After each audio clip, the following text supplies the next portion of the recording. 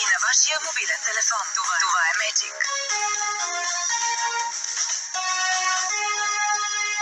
Здравейте с новините, аз съм Лили Спиридонова.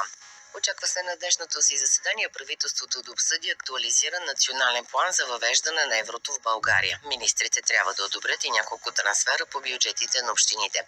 Преди заседанието премиерът Николай Денков ще отговаря на въпроси на граждани и медии по време на живо излъчване на страницата на Министерския съвет във Фейсбук. Излъчването ще започне в 9 часа. Повод са изминалите 5 месеца от началото на работата на редовния кабинет. Въпроси към премиера могат да се задават предварително, както и по време на живото излъчване. На национално съвещание ГЕРБ ще решава дали да продължи подкрепата си за правителството. Все още от пресцентъра на партията не са обявили кога точно ще се проведе съвещанието. Преди дни лидерът Бойко Борисов даде заявка за провеждане на 3-дневно национално съвещание, на което да обсъди заедно с представителите на изпълнителната комисия, новоизбраните кметови и общински съветници, народните представители и партийни координатори в страната, какво да е бъдещото поведение на ГЕРБ след провелите се местни избори. Конвой с медицински материали е бил обстрелван град Газа, съобщи Международния комитет на Червения кръст. 2 от 5 камиона в автоколоната са пострадали, а един шофьор е леко ранен. Конвоят пътувал към болницата на Червения полумесец Ал-Кудс и други места в ивицата Газа.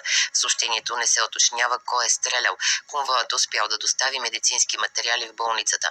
Снощи израелската армия съобщи, че нейните сухопътни сили вече се сражават във вътрешността на град Газа. Бастиона на Хамас, потвърди министърът на отбраната. Йоав Галант заяви, че Хамас са превърнали град Газа в най-голямата терористична база, построена от хора, но израелските войски напредват успешно. Въпреки призивите от чужбина, Израел отказва прекратяването на огъня и доставката на гориво за ивицата Газа, преди Хамас да освободи заложниците, отвлечени при атаките на 7 октомври. Днес Православната църква почита паметта на свети Архангел Михаил.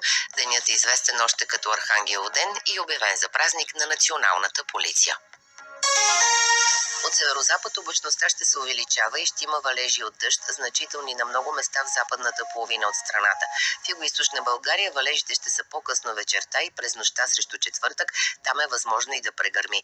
Вятърът ще се ориентира от запад-северозапад, ще се усили и с него ще нахлува студен въздух.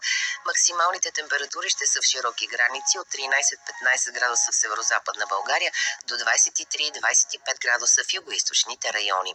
Трафик със съдействието на Врати Хьорман. Сигурност, комфорт, стабилност и дизайн. Добри причини да изберете Хьорман. Качество без компромиси. Врати Хьорман. Произведени в Германия. Движението в тръбите в посока Варна на тунелите Топли дол и Правешки ханове на автомагистрала Хемус е ограничено поради основен ремонт. Трафикът се осъществява двупосочно в тръбите в посока София.